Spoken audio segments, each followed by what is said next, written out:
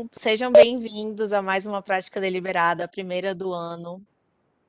Hoje nós vamos ter aqui mais um palestrante e parceiro do Galera da Adrenalina, que é o psicólogo Pedro Paiva.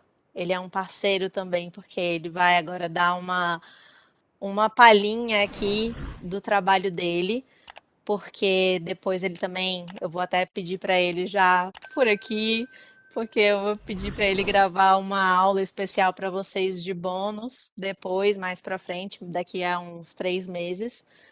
Para quem ainda não conhece o Pedro, ele também é professor de filosofia na Nova Acrópole e a gente se conhece há um bom tempo. Sim. E ele tem várias técnicas e ferramentas que a gente pode usar no nosso dia a dia como intérprete, porque, como a gente já falou várias vezes, muitas vezes não é o problema técnico ou o problema do idioma que faz a gente não fazer uma boa interpretação, mas sim uma trava psicológica. A gente fica com medo, fica nervoso e ansioso e acaba esquecendo palavras, acaba travando, dá um pânico e a gente não consegue mais continuar. E ele vai ajudar a gente um pouquinho, trazendo aí a experiência dele como psicólogo para vocês se beneficiarem aí das técnicas de psicologia e fazerem um trabalho cada vez melhor. Uhum. Então, com vocês, Pedro. Obrigado, Raquel. Aproveito para agradecer o convite. É um tema que eu gosto bastante, né? Toda vez que se relaciona com psicologia, eu realmente gosto muito dessa área. E esse tema especificamente, né? A forma que eu vou abordar hoje, ele reúne dois temas que eu gosto muito, que é a psicologia e a filosofia. Por quê?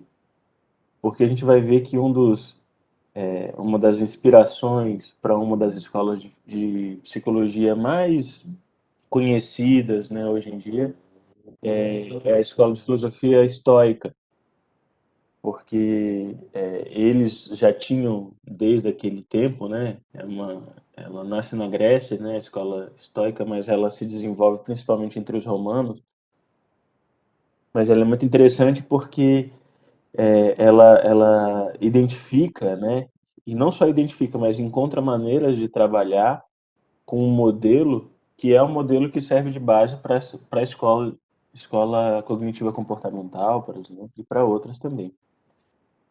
E por que que eu escolhi essa? Eu não sou terapeuta cognitivo comportamental, pelo menos não exclusivamente, né? Mas eu vejo que para esse tipo de finalidade, realmente ela reúne uma série de ferramentas interessantes. Mas aqui, mais do que ferramentas, até porque para que a gente possa utilizar bem as ferramentas, a gente precisa entender algumas coisas essenciais, né?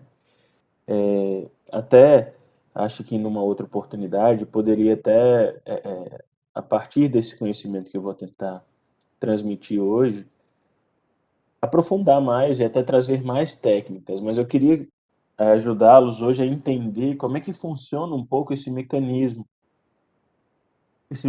psicológico, onde eu tenho um conteúdo, eu sei o que que eu tenho que fazer, eu aprendi, eu fiz o curso com a Raquel, eu fiz o curso onde quer que seja, eu sei o inglês, eu sei o idioma, mas na hora que eu vou expressar isso, que eu vou, né, colocar isso para fora, enfim, eu travo, né? Então parece que há um problema num canal aí, entre a minha mente, e aí no caso de vocês, entre a mente e a fala, né?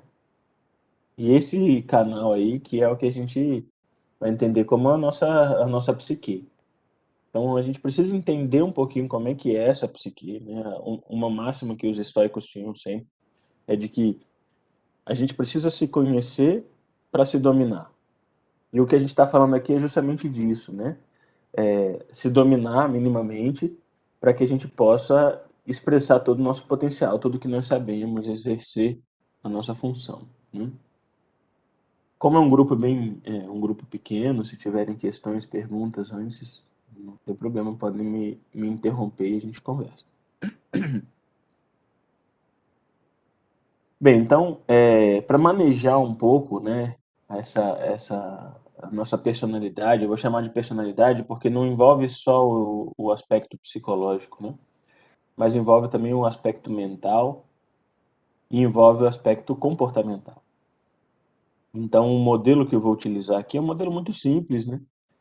Mas só para que vocês tenham uma noção. Nós temos pensamentos, temos emoções, e claro que eu posso expandir cada um desses elementos, mas emoções eu posso falar de sentimentos, posso falar, enfim, até de instintos aí. Mas pensamentos, emoções e comportamentos, né?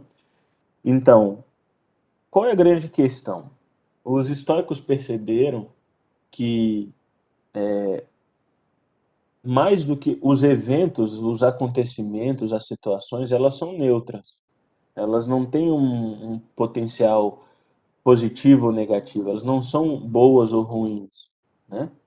Elas são neutras. Agora, o que vai torná-las boas ou ruins é a nossa interpretação delas. É como a gente decodifica as situações. E por que eu estou falando isso? Porque justamente o que deixa vocês talvez preocupados diante de um trabalho?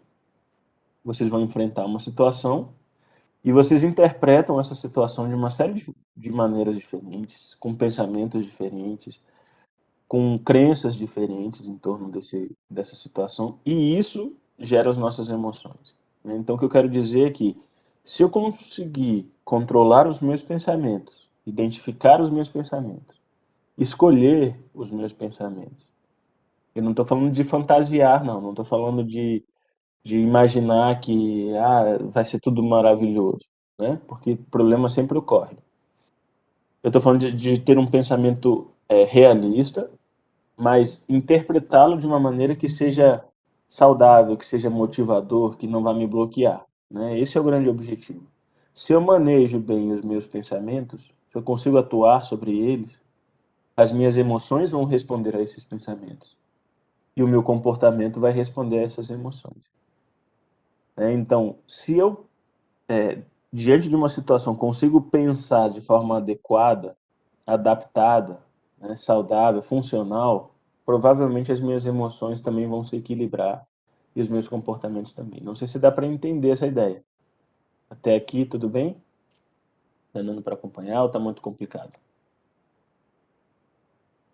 Então é isso, né? Vamos falar de pensamentos, emoções e comportamentos, né?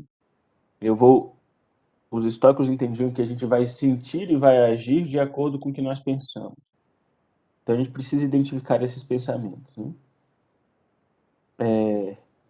A gente não consegue chegar para alguém, por exemplo, e falar assim, olha, a pessoa está nervosa, não sei se já aconteceu com vocês, mas a pessoa está nervosa, vai começar uma palestra ali, e a outra pessoa só chega para ela e fala assim, se acalma. Seria ótimo se funcionasse assim, tão simples, né? Simplesmente se acalmar. Não é bem assim, a gente não consegue comandar. A emoção, ela parece ser uma reação que a gente não tem controle, né? Eu não consigo simplesmente me acalmar. Se eu estou nervoso, é porque eu realmente perdi o controle em algum momento. Então, eu não tenho esse manejo das emoções tão claro, né? Então, eu tenho que buscar o que depende de mim. A emoção, ela já se torna uma coisa que eu praticamente não tenho controle. Ela já é uma reação a um pensamento, eu volto a dizer. Mas o pensamento eu posso controlar. E esse que é o ponto, né? Então, imagine o seguinte, imagine como é difícil eu controlar um trator se eu não tivesse uma sala de comando.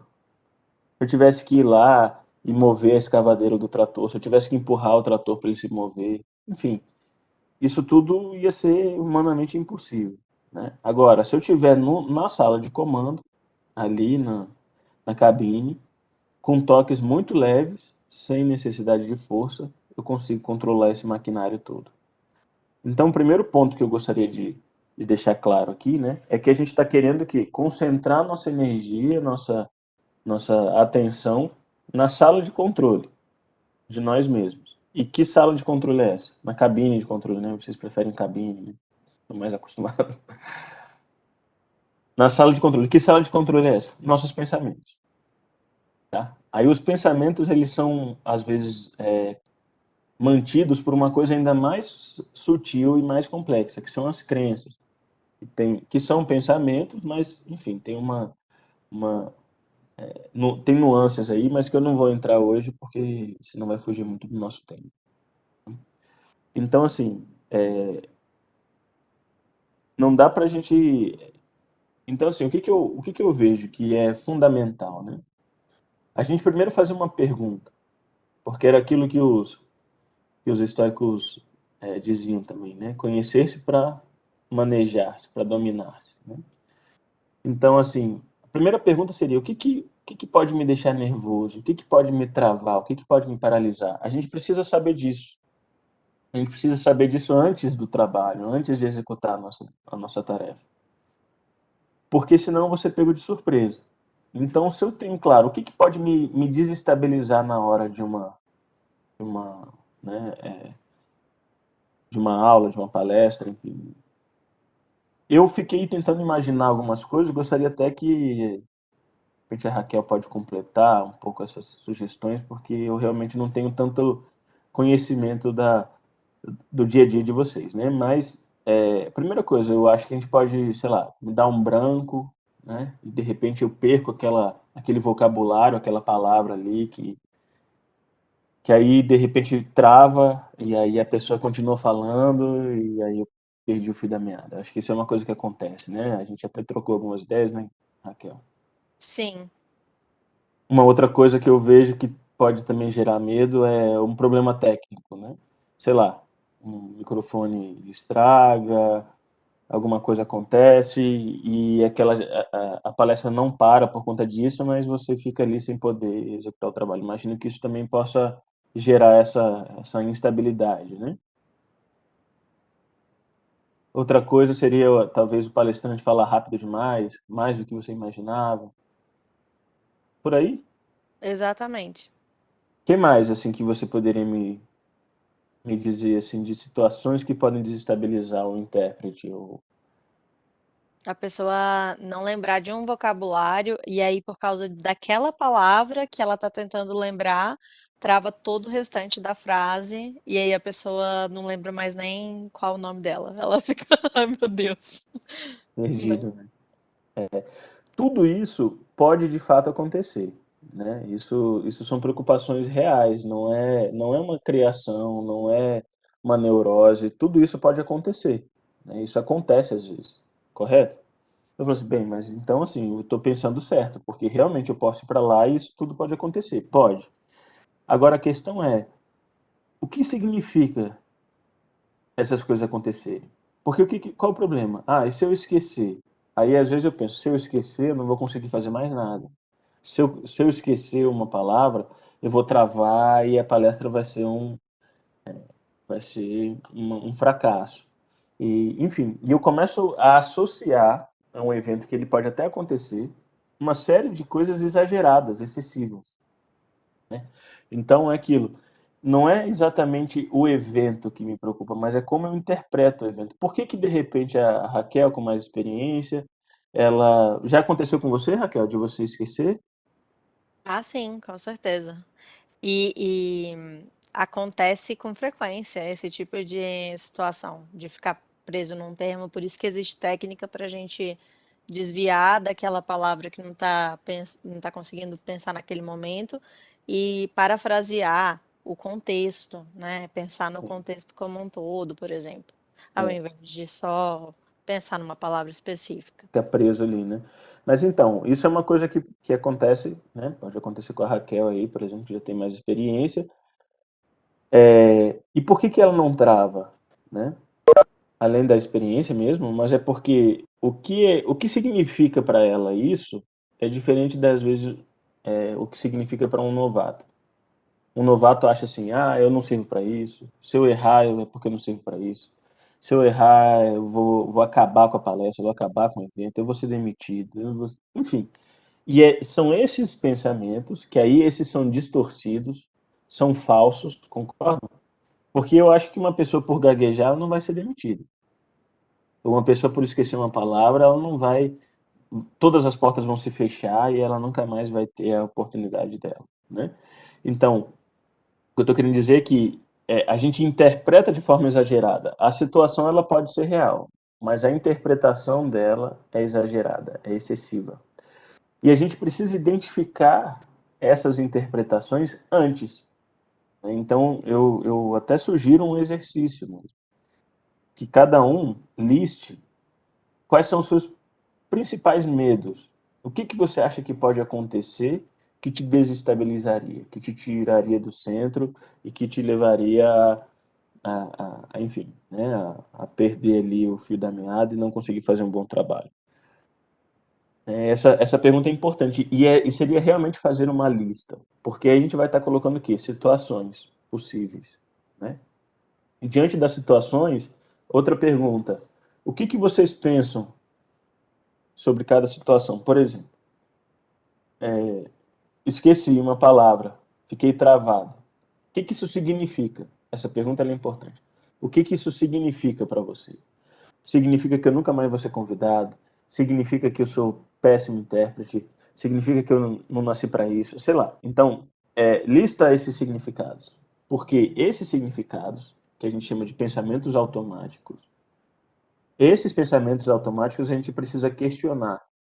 A gente precisa desconstruí-los. Sem fantasias. Ou seja, sem falar que o mundo é cor-de-rosa, né? Sem falar assim, não vai ter problema técnico nenhum, vai ser tudo maravilhoso, né? Porque isso não é real. Mas colocar realmente a verdade das coisas. Então, por exemplo, eu posso gaguejar, mas se eu gaguejar, eu tenho algumas alternativas técnicas e eu estou preparado para isso. Então, eu não estou colocando só, eu vou ser demitido e vai ser um fracasso e tal. Eu estou colocando também, estou preparado para esse tipo de situação. Então, contrariando o pensamento automático, eu estou colocando um argumento que é real, que é realista, e que eu também tenho que resgatar isso. Né? Eu vou dar uma sugestão de como fazer isso. Então, assim, porque é até um exemplo que eu gosto de dar, né? Sei lá, se a Raquel, marcou ali um cinema com o companheiro dela. Aí ela fala assim, não chegue atrasado. Aí ele chega atrasado. E aí ela fica com raiva, né? E ele não entende direito porque que ficou com raiva. Tudo. Aí você fala assim, mas Raquel, por que você ficou com raiva? Aí a Raquel vai falar assim, porque você chegou atrasado. Isso não é verdade. Ela ficou atrasada porque provavelmente ela atribuiu a isso um valor diferente. Porque às vezes uma pessoa chega atrasada e a gente não fica com raiva. Não é todo mundo que fica com raiva. Mas ela pode ter interpretado aquilo como: você não me considera, você não considera o que eu falei para você que isso era importante, então você está me desqualificando. Sei lá, uma série de significados que eu estou dando a isso, dando mais peso a isso do que realmente tem. Deu para entender essa ideia? Então, essas coisas a gente precisa desconstruir, tá? E assim, embora isso não seja uma técnica tão específica, ou digamos assim, não seja uma ferramenta, nem como a gente gosta, assim, muito enlatada, mas eu acho que ela é uma chave importante para a maioria das situações que a gente vai enfrentar. Eu preciso, se eu tenho que me preparar para uma atividade, eu preciso identificar os meus medos e preciso aprender a enfrentá-los, né? Com argumentos, para desconstruir isso que, de alguma forma, está me paralisando.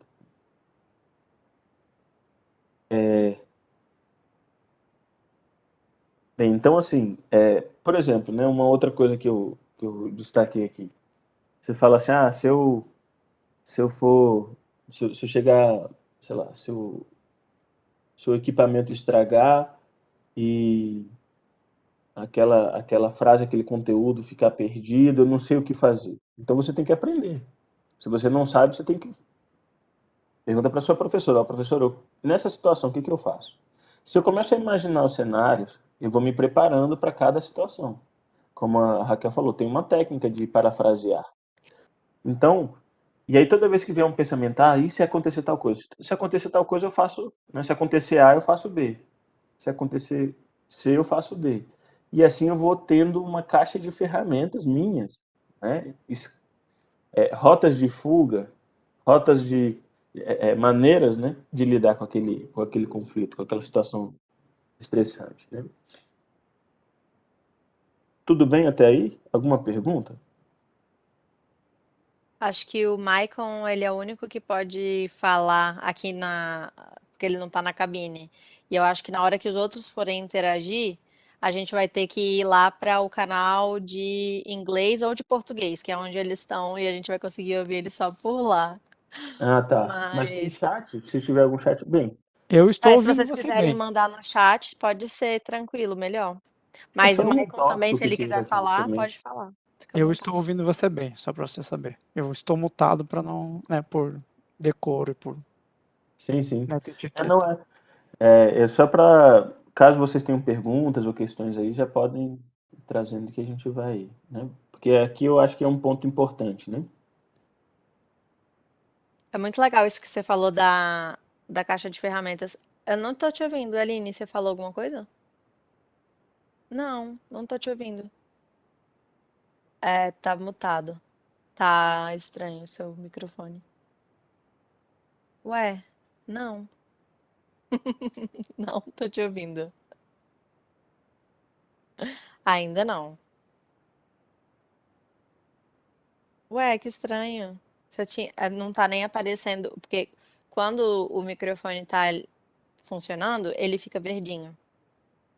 E o seu não tá nem aparecendo, é como se não tivesse plugado. Tá, pode anotar no chat. Eu gostei disso de anotar no chat. Não tinha me lembrado que podia anotar no chat, mas tudo bem. Às vezes fica difícil de elaborar a pergunta assim,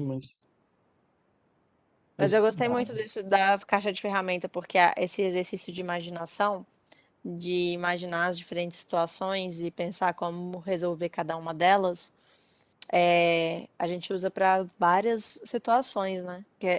Inclusive, eu me lembro daquele curso de defesa pessoal que a gente tinha que imaginar as situações acontecendo para poder aprender como que a gente iria reagir naquele momento, né? Que são situações mais extremas, né?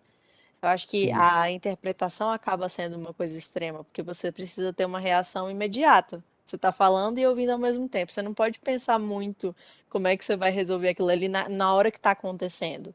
Você tem que se preparar antes para na hora que estiver acontecendo você conseguir ter uma reação imediata, né? Então eu fiz essa comparação porque eu me lembrei disso, sim, verdade. sim.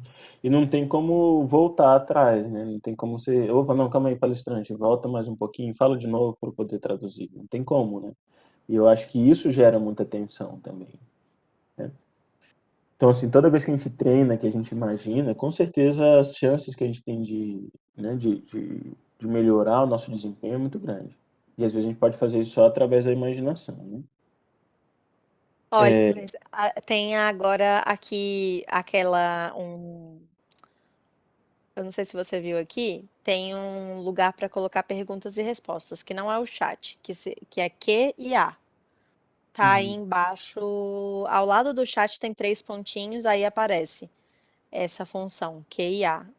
E a Aline colocou aqui, como agir quando ocorre o problema ou diferença entre os intérpretes na mesma cabine? Quando acontece um problema entre os Ah, eu intérpretes. acho que isso apareceu em inglês, porque aqui tá P e R, perguntas e respostas, aí Ah, deve ter tá, porque o aparecido. meu é em inglês, é Q e A. É. Mas Aham. qual é a pergunta, então? O que fazer, né? Como agir quando ocorre um problema ou uma diferença entre os intérpretes na mesma cabine? Problema de convivência ali. Ah, tá. É, isso é comum acontecer? Infelizmente, algumas situações acontecem com intérpretes mais antigos que não aceitam os mais novos, e aí tem ali um embate, não é nem só de geração, é mais também de é, até ego, assim, você não vai conseguir dar conta, ou aí vai lá, tipo, passa a chave sem pedir permissão, ou qualquer coisa assim, É. Eu acho que desagradável. quanto mais informações a gente tem antes, né, melhor. Então, por exemplo, eu sei quem que eu vou encontrar. E eu sei que essa pessoa é um pouco complicada, né? Se eu consigo imaginar que tipo de coisa ela pode fazer comigo, que tipo de provocação ela pode fazer, eu posso me preparar, né? Ou seja, se ela falar assim, você não consegue, é que eu realmente não faço ideia de como isso acontece, porque, né, como está acontecendo ali a tradução, o intérprete, como é que dá tempo de brigar, né? Mas acredito que tudo é possível, né? Mas, assim, eu entendo que é muitas vezes uma coisa de você desconsiderar aquilo, não dar muito peso, não dar muito valor, né? Porque não é o melhor momento para você tratar disso. Então, provavelmente é você colocar nesse cartão de respostas aí, que é o que eu vou falar daqui a pouquinho, de uma técnica, o que você vai pensar? Não, eu confio no meu trabalho, ou estou preparada para esse momento. Então, tudo que pode fragilizar a sua segurança, você coloca um argumento contrário, contanto que seja realista, né? Porque, por exemplo, e isso é interessante, né? A gente faz muito um julgamento de nós mesmos e às vezes um julgamento muito severo. Não vou dar conta, não sou bom o suficiente. Nossa, fulano aqui é o intérprete mais famoso do Brasil, está aqui do meu lado e ele vai, né? Enfim, a gente começa a fazer um julgamento de nós mesmos muito severo, muito rigoroso, né? Mas o que é interessante? Ao invés de eu fazer, tudo bem, eu posso até ter um advogado um promotor, né? Aquele que acusa. Você não vai conseguir, você não vai dar conta. Mas eu tenho que ter também um advogado de defesa. Tá, você pode estar falando que eu não vou conseguir, mas eu me preparei para isso. Você pode estar falando que o fulano é muito melhor do que eu. Tá, mas eu tenho o meu valor também como profissional, me capacitei para isso. Entende? Então, a gente normalmente foca muito no negativo, né?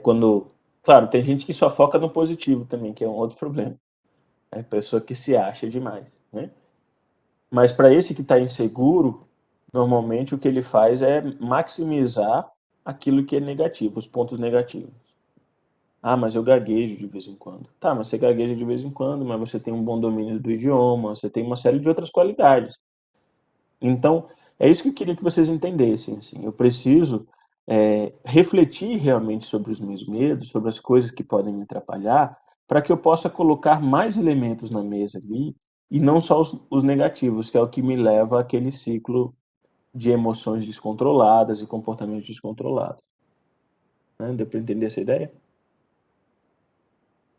Sim.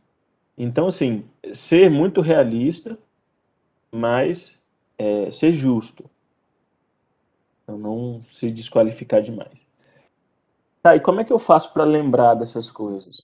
A gente pode pegar um papel, a gente chama de cartão de resposta, essa é uma técnica mesmo, e funciona, né? Onde você vai colocar os argumentos que te dão confiança. Eu me preparei para isso, eu conheço técnicas que me permitem sair das situações mais difíceis, né? Eu domino o idioma, eu sei parafrasear. Enfim, são coisas que você fala assim, mas se eu sei, para que eu preciso anotar? Precisa, porque se a gente lê isso um pouco antes de entrar na reunião, ou até durante, a gente bate o olho naquilo, aquilo ajuda a gente a lembrar, sabe? Então, aquilo que te dá confiança, que te reforça, você pode tomar nota, registrar e se tornar realmente um recurso, é como se fosse um extintor de incêndio. Tá?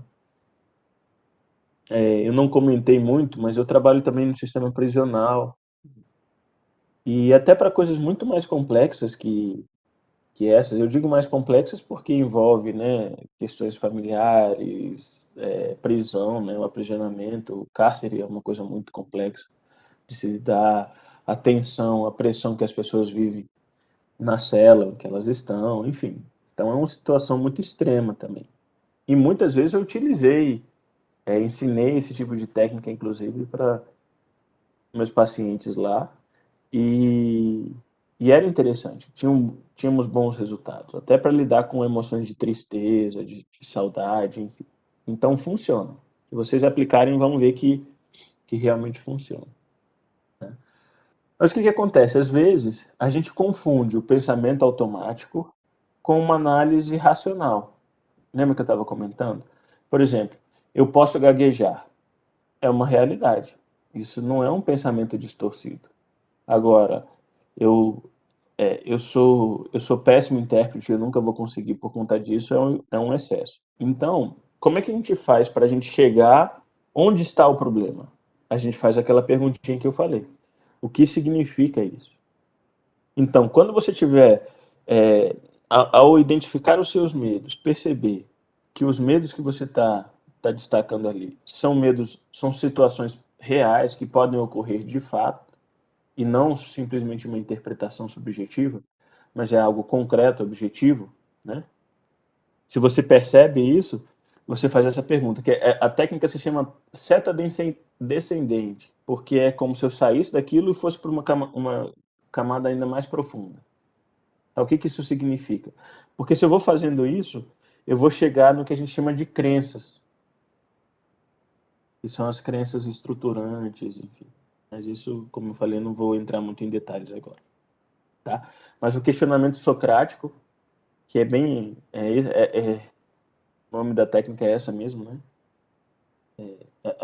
Ou melhor, desculpa, a seta descendente, ela vai me levar a esse pensamento que realmente está distorcido. O questionamento socrático é uma técnica também, tá? Que diz respeito ao quê? A fazer essa análise que eu estou sugerindo para vocês. Então, todo esse diálogo, tá, mas tem coisas ruins, mas tem coisas boas também. Eu tenho um lado negativo, mas eu tenho um lado positivo. De fato, eu posso esquecer, mas eu também conheço técnicas que me permitem sair disso. Isso é o questionamento socrático. Uma afirmação que é bloqueadora para mim, que me gera tensão, eu questiono, né? Eu questiono para que eu vá encontrando formas mais estruturadas, mais funcionais de pensar. Tem várias maneiras da gente distorcer um pensamento, né? Tem uma coisa que a gente chama de abstração seletiva. O que é abstração seletiva? Às vezes eu pego uma experiência negativa e, né, e amplio isso para o todo, né? Então, por exemplo, ah, eu, eu, eu começo a pegar uma situação específica, por exemplo, eu esqueci. Aí eu falo assim, nossa, eu esqueci. Então, se eu esqueci é porque eu sou ruim, é porque eu não me preparei o suficiente, é porque eu não sou bom, tá? Então eu tô a partir de uma única situação ou de um único erro, falar, eu nunca vou ser bom o suficiente, eu nunca vou conseguir, a minha vida tá um caos. Falo, calma aí, você cometeu um erro, né? Então ou seja, eu faço abstrações a partir de coisas negativas, eu seleciono, não estou vendo as coisas como elas realmente são, né? Tem o que a gente chama de inferência arbitrária também. Fala assim, não, todo mundo aqui, normalmente, todo o intérprete, ele, ele erra pelo menos, sei lá. É porque para mim é difícil exemplificar, mas uma pessoa que tem medo de elevador, por exemplo, só para vocês entenderem. Ela fala assim, 10% dos elevadores, das viagens de elevador, acontece alguma coisa. Isso é mentira, é muito menos. Então, às vezes, eu crio estatísticas totalmente absurdas e que me geram medo, me geram insegurança, né? Bem, e assim vai. Tem alguns outros exemplos, mas eu acho que não cabe aqui, né? Mas é só para a gente perceber que essas distorções de pensamento, elas são conhecidas. Não é difícil, num diálogo com alguém, rapidamente a gente perceber de que maneira a pessoa distorce os fatos, os acontecimentos. Mais alguma pergunta até aqui? Eu vou falar de algumas outras técnicas. Aline, eu acho que você pode testar seu áudio. Eu acho que agora deve estar funcionando. Não sei se ela está aqui. Ah, não está funcionando. Que pena. Bem, algumas técnicas, né, que eu acho que também são interessantes.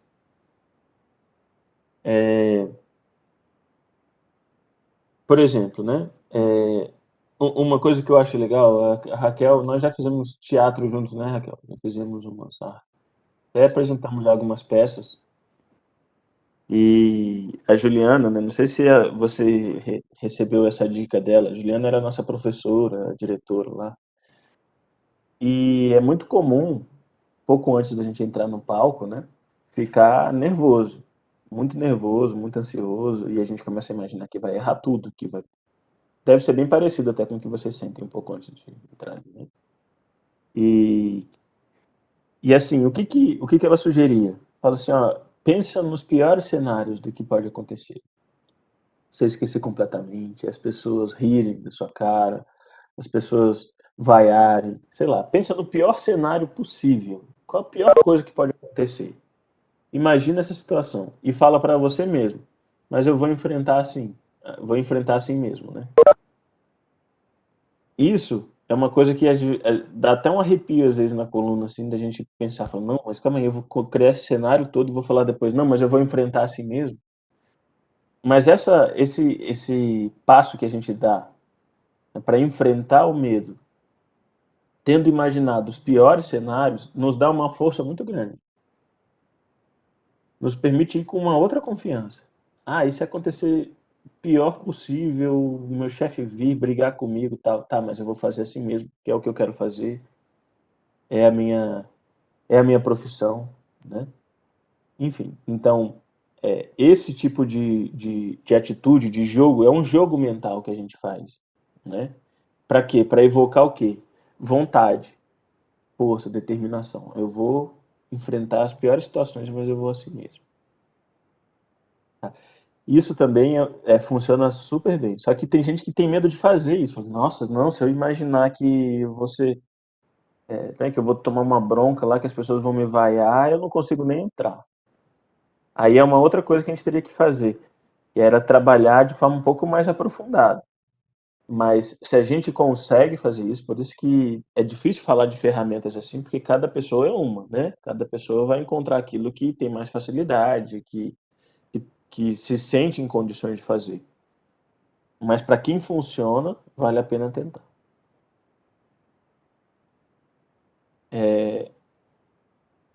Então, assim, toda vez que vier um cenário ruim, você imagina, não foge dele. É isso que eu quero dizer também, né? Não fugir dos cenários ruins. Não fugir das cenas negativas, dos possíveis problemas, né?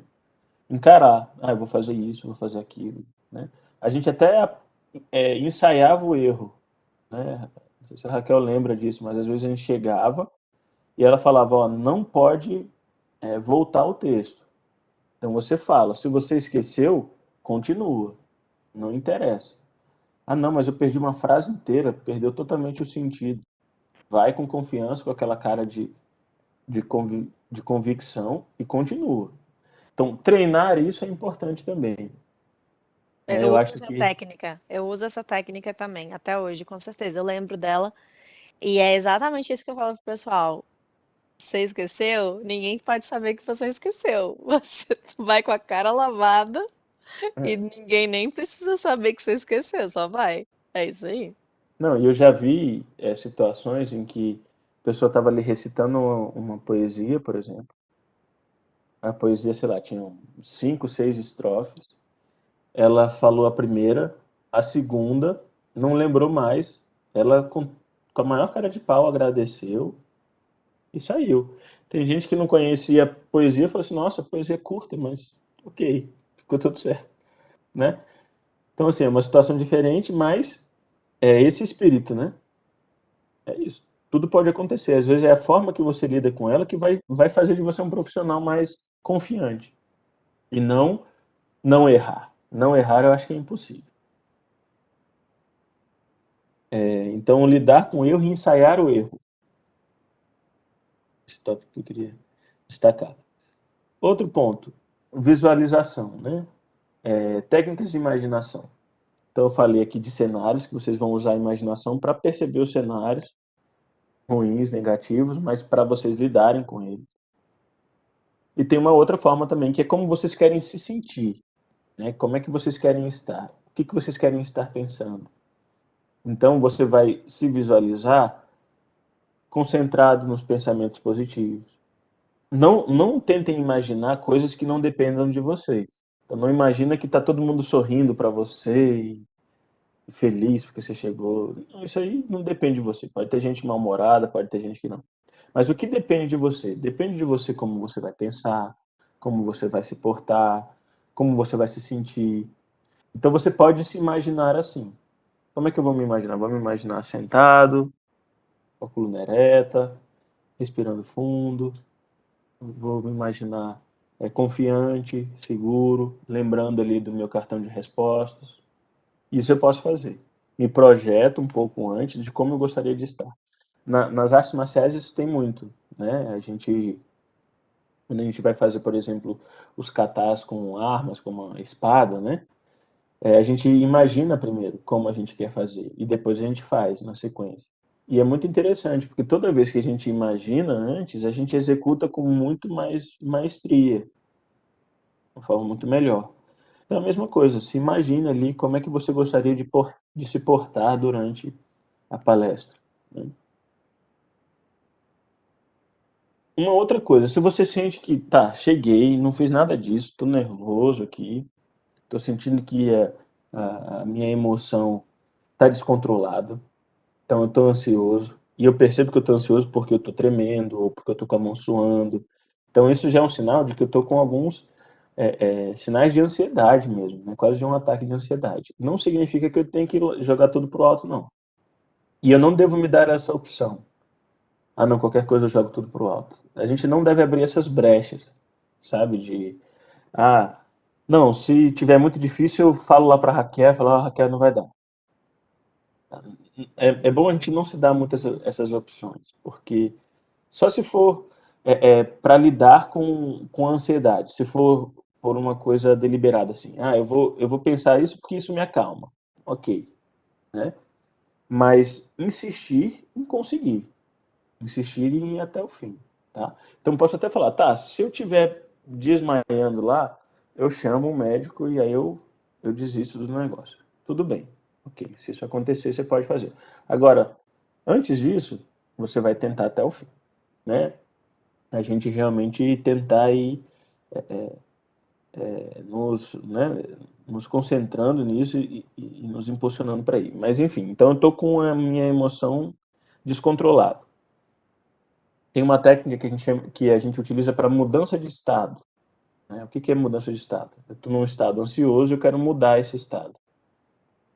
Então, assim, eu estou muito ansioso, eu posso imaginar uma espiral dentro de mim, assim, como se fosse uma espiral de uma luz, ou uma espiral como se fosse de um parafuso, ou algo assim, dentro de mim, girando na velocidade ou na frequência que eu estou me sentindo. Então, por exemplo, eu estou me sentindo muito agitado, provavelmente essa espiral está girando freneticamente. Concorda? Está dando para entender essa ideia? Então, eu estou tentando expressar nessa espiral que eu estou imaginando, né, toda essa carga, toda essa carga emocional que eu estou sentindo ali. Uma vez que eu conseguir alinhar essas duas coisas, o tanto que eu estou ansioso, a velocidade que eu estou girando ali, eu começo a imaginar essa espiral girando um pouco mais devagar. Então, o que eu vou fazer? Eu vou começar a frear essa espiral. Eu me concentro bem na imagem, eu vou freando a espiral. Eu não me preocupo tanto com as outras coisas, mas eu me preocupo com a espiral. E eu vou freando, freando, freando. Mas tentando fazer numa velocidade em que eu sinta que realmente está havendo esse paralelismo, né? Eu estou ficando um pouco menos ansioso, a espiral também está ficando um pouco mais lenta. E aí, até que eu começo a girar essa espiral no sentido inverso. Ela foi, freou e agora ela começa a girar no sentido inverso. Lentamente, tranquilamente, calmamente. Tá? Então é uma técnica de imaginação que para muitas pessoas funciona bem. Isso já quando a emoção já está ali. Eu tenho que relembrar de todos os pontos anteriores, tá? Cartão de resposta, não vou, eu consigo sim, eu estou preparado para isso, eu sei como lidar com as dificuldades e tal. Ah, não, mas a emoção ainda está aqui. Então é um bom recurso para utilizar aí, né? Uma outra coisa que eu gosto bastante é a respiração.